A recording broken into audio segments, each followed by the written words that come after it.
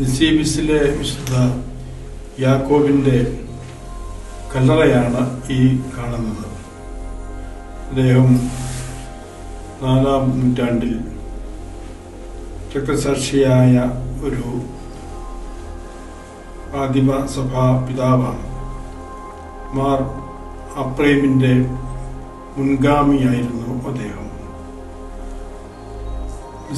മാർ യാക്കോബിൻ്റെ ശിഷ്യനായിട്ടാണ് മാർ അപ്രേം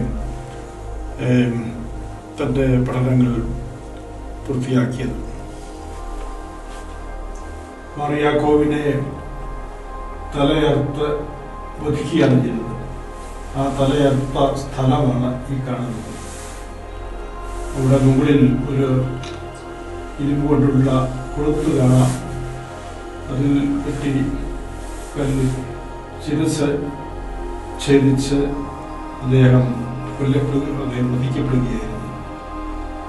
അങ്ങനെ പൗരസ്ത്യ സുറിയാനി സഭയുടെ ആദിമ പിതാക്കന്മാരിൽ, പൗരസ്ത്യാനി പാരമ്പര്യത്തിലെ ആദിമ സഭാപിതാക്കന്മാരിൽ വളരെ പ്രധാനപ്പെട്ട ഒരു സ്ഥാനം വഹിക്കുന്ന വിശുദ്ധ യാക്കോബ്, നിസീബിസിലെ വിശുദ്ധ യാക്കോബിൻ്റെ തിരുക്കല്ലറയിലാണ് ഇപ്പോൾ നിങ്ങൾ ആയിരിക്കുന്നത്.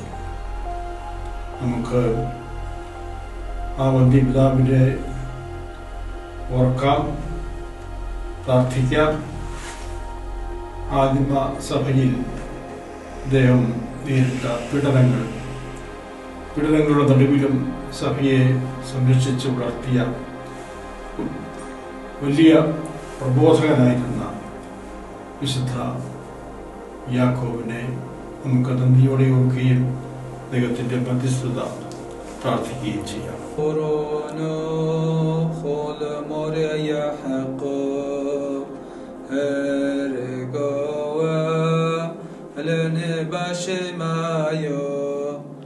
أفبرعوا هبلا